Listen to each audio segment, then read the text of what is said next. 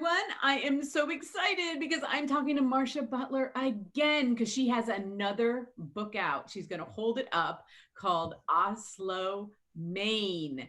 And right away, Marcia, when I saw this book, I was like, why is she writing about Maine? How does she know Maine? How do you know Maine? Well, Michelle, thank you for having me again. It's a pleasure. I'm thrilled to be here. Well, when I was a musician, maybe the folks out there don't know, I was a professional oboist for many years in New York City. For a period of maybe 12 or 13 seasons, I played a chamber music festival in central Maine every year, consecutive years. It was fabulous. I loved it. I got to know the state. I got to know the people. It's not like coastal Maine. It's very different. Most of the population in Maine is down east by Portland, and then you go up an hour, 2 hours. It's really sparse and remote, essentially. Right. So anyway, I went to the Chamber Music Festival, got to know a lot of the people. I developed an obsession with moose because there were moose around, and there is a moose in my book who has a point of view, as you know. Yes. And I heard all these stories about moose from the Mainers, all these crazy, hilarious stories, sort of sad stories. But great stories. And the woman who ran the festival told me this story that happened to her. She happened late one night. She hit a moose. Thank God it died immediately. There was no suffering. And she told me the craziest story of what happened to her that night and the next day. So I always remember that story. It is not exactly in my book that way, but I never forgot it. And when I started thinking about another book after Pickle's Progress, my first novel, I thought, I'm going to pack the story around this incident. Wow. So that's how I know Maine, and that's what happened with that. I can't even express to you how much I love this book. Thank you. I can't. As I was reading it, I was thinking, I was like, wow, Marcia, you have gotten me so into these characters.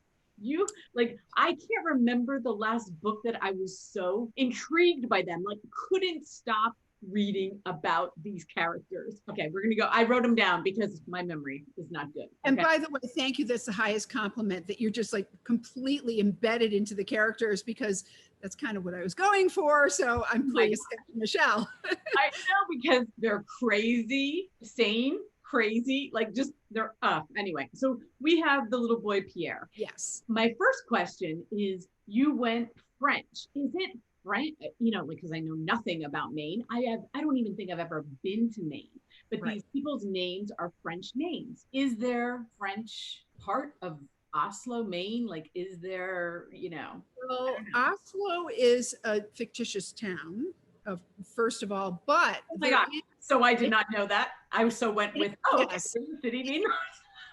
It's fictitious, but the thing about it is there are a lot of French Canadians who came down from Canada and settled in many generations. But the weird thing about Pierre, his name is Pierre Roy. He's actually a real person.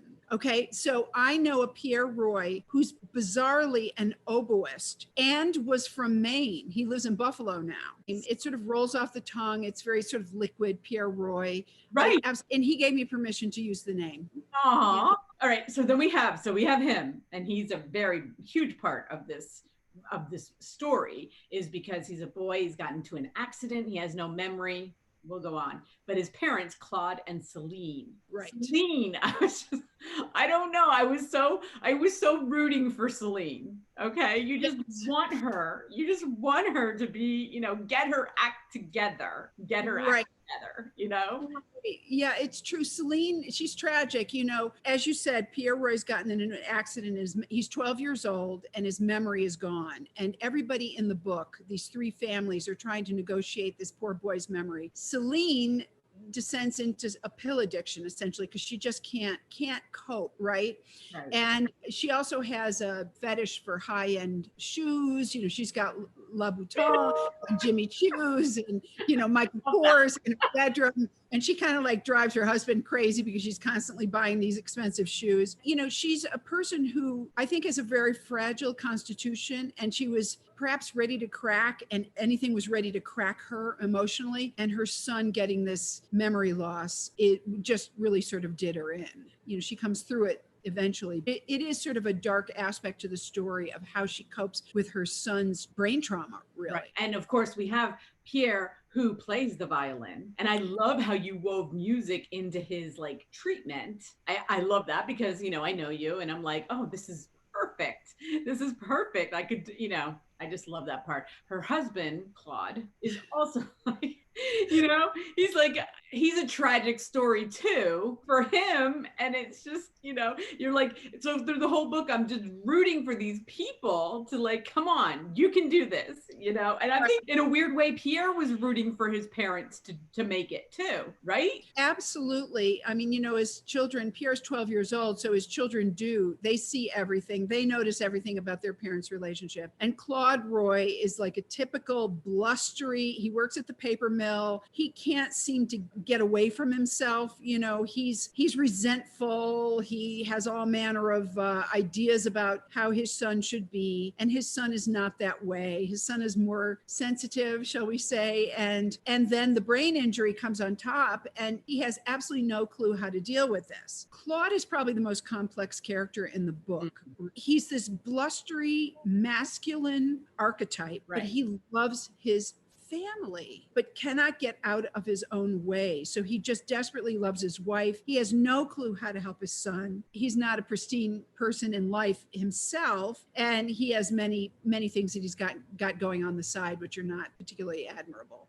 Right. So he's complex character for sure. I just love the way you did these characters because then we have Edna. And the way you roll these characters out in the book was just genius because we get to know them. You were just like spoon feeding us information as the story goes about each one of them, which like, that's why I think I couldn't put it down because I just had to know their story. And you would give us a little bit and then you'd go, you know, we go on and then you feed another part of their backstory into it. It wasn't like sometimes you open up a book in the first chapter, you know, all the characters, all their backstory, and you go from there. But that is not how you did this. You just gave it to us in pieces and kept us reading and reading and reading. I could not put it down. And Edna, because Edna's story, like you think you know who she is, you think you know the story, and then halfway through, you give us some more, and I'm trying not to say stuff because I don't want to give anything away, but you give us a little bit more, and then you're like, oh, I didn't know her the way I thought I knew her. It was just brilliant. What did you think of her character? There's this thing in Maine where even though you live there 40 years, you're still from away, right? And so Mainers are very sort of protective of their generational existence there. Edna Sibley is a rich widow. She's got a big house on the lake, you know, and she has lived there for 40 years. She's raising her adult grandson who has particular, you know, problems operating in the world and who Claude, of all people, is mentoring, right? So this is crazy. She trusts Claude and Claude is just like pretty much an unreliable person, but, you know, he gets him a job at the paper mill and the grandson's name is Luke. But Edna, you know, Edna's this person who everybody goes to for advice. And she's kind of, you know, the voice of reason in the town, but underneath they really resent her because she's rich and she's got this house on the lake and, you know, but she's got her own set of tragedies. And, you know, I did try to sort of plant crumbs along the way about how these people, they're archetypal characters, you know, the rich widow, you know, living in a small town in Maine and, you know, people resent her, but at the same time, you know, she's a wise person. And then she has her own set of tragedies, informs her entire life. And she has her own present tragedy. And she's trying to set things up so her grandson will be okay in the world. And she thinks that Claude's the person to do this for her grandson. And so we find out that that's, you know, kind of iffy. Anyway, I love Edna. And as a matter of fact, she's kind of based on the woman that I used to stay with when I was in Maine playing chamber music. I stayed with the same woman for summer after summer. They would have the town folk people, you know, put the musicians up because we were coming from all over the United States to play in the chamber music festival. And I got to know this woman quite well. And she had all the gossip. I mean, my God, every summer she'd get me up to date, like who's married, who's divorced. She was just, she was beloved, and I kept in touch with her, and I actually know her granddaughter still. So she's kind of, vaguely based on this woman that I knew and who I really revered. She was a good woman. She really, she cared about me. Yeah. You know what I find, when you wrote your first book and it was a memoir, I've actually know people who read it. Like I passed it around in my, inner circle, but I ran into somebody at a bookstore who read it. And I was like, oh my God, I was so happy. I get so happy when I, when I find people that read the same books as I do. To become a novelist, was that scary? Like I read Pickles Progress. I loved it. And then you did it again. I was like, wow, it's crazy. Not a lot of people can make that transition. They write a great memoir, but then writing novels just doesn't come that easy to them. But for you, it's like you have become such a great novelist right out the gate. Oh, well, you're so kind. Thank you. It's true. It's not easy to transition from nonfiction to fiction. But I think, Michelle, writing the memoir, and this is unconscious, of course, was a way to get to storytelling in my imagination, right? I just turned over in bed and just started writing Pickle as soon as I finished The Skin Above My Knees. I just felt it was very natural transition for me. That's all I can say is I didn't think about it too much of how daunting that would be. And the transition usually, it's not a slam dunk, but I was really, I love writing, and I thought I had a couple of good stories to tell, and I just dove in like I do with everything.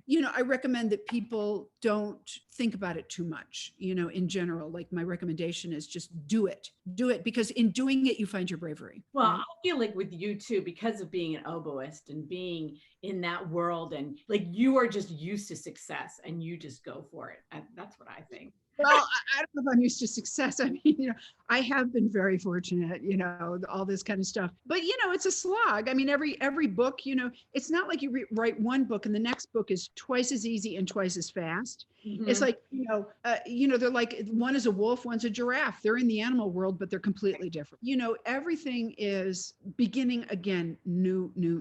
You have some confidence that you've written 2 books or 3 books. Yeah, I can do this, but the process feels as excruciating as it ever does. It's, but a good excruciating, mind you, but it's very challenging. Anyway, I'm very lucky. Have a challenging day, like text me, just say, what? I said, if you ever have a challenging day, just text me. I'll be like, no, Marcia, you're the best. You can do it. Now, please be careful of what you say, because I just might do that. Help, Michelle. I'm having a bad writing day. What do you suggest? Okay, oh my gosh, I love have a glass of wine or something. Well, I feel like I'm like one of your biggest fans. I truly do. I feel like I've been there. I've been there since the beginning, and I just love your novels. I love Pickles Progress, but then after this one, I was like, yes, character-driven books are your thing. Like your characters, they're crazy, and then we love them. It's like a soap opera, when they're all just nuts, but then you love all of them, and you're just like, yeah, and they're having a bad hair day or whatever. But yeah. Right. And lest we forget about the moose who has a point of view. That's right. Right. And I was actually, when I started it, because it's the first chapter, and I was like, wait, is this about, I was confused. I went back to read the summary again. I'm like, wait, are there people in this book, or did we just doing animals? And then of course we love the moose. I thought it was amazing, halfway through when the moose has a perspective on some things. And I was like, that was just brilliant. It was just an added bonus to the moose, I thought. Right. And I feel like the moose and Pierre are connected, and that, Pierre, with all of his problems, he figures out that when he plays music, he doesn't have to worry about memory or the future. He's just in the now. And the moose functions in the world that way as well. Every day waking up and just satisfying her needs, her, what she needs to do to survive during the day. Of course, the moose sees things that go on in the human world that the reader understands, but the humans don't. So there's some kind of an, ironic drama going on with how the moose, you see, the moose sees that, we're pinged on that. She's probably one of the most sympathetic characters, I say, the moose, she's brilliant. It was brilliant. I love that. I loved it so much. What are you doing now before I let you go? What can we look forward to? Well, I have a new novel that I'm writing. It's very iffy at the moment. I have like 60 pages. So far, it's about a young woman who's like 20 years old. Her parents are from Ireland. It's set so far in New York City, although I might transplant them somewhere else. I'm not sure. And it's about her boss, who's from Belarus, and a washed up British rock and roller, and a plumber. So I have no idea where this thing is going. The plot is murky so far. I actually just got back to it today, because had to put it down for all the things that I had to do for Oslo. So, in a year or so, I'll be back at you. The plumber is big in this novel, though. I love water. I love plumbers. Plumbers you can't do without them. They're brilliant. I love my plumber. I just love my plumber. It's amazing. Everybody has one too. If you talk to everyone has a plumber. Everybody has one because you have to, because it always happens on a weekend, a Sunday, a holiday. You always need them. So right, they're interesting. I've always had not a thing for plumbers, but the toilet is a miraculous invention. Let's be honest. It's a fancy expression, but it's just kind of like, what? Who thought that up? It's great. So anyway, that's what I've got going right now. It's very iffy, but hopefully it'll turn into something. Well, I can't wait. I can't wait. Show the cover one more time. I didn't tell everybody this book is coming out on Tuesday. Everybody you can pre-order it now on Amazon. Go to your local bookstore. Of course, my local bookstore is not open right now though. I can't wait till it opens. I know, it's tragic, right? Yeah. It is. And, the interesting, before pandemic, I was so promoting, the bookstores around me, because I have like 4 or 5 of them, and going there and doing things. And then this happened. And so, but once they open up, and if you have any, you should definitely go support it. Try to buy a book a month. That's what I try to do, at least from your local bookstores. They need that help. We love Amazon though, and you can pre-order it through Amazon.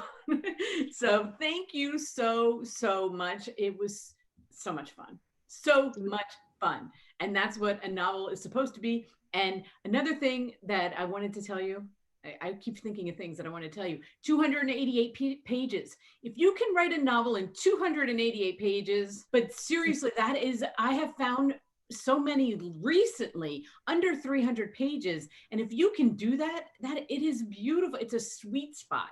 Such a sweet spot for me, under 300 pages. Not that I don't enjoy a long book, but man, if you can get a novel done and a great story in that amount of time, that is a gift.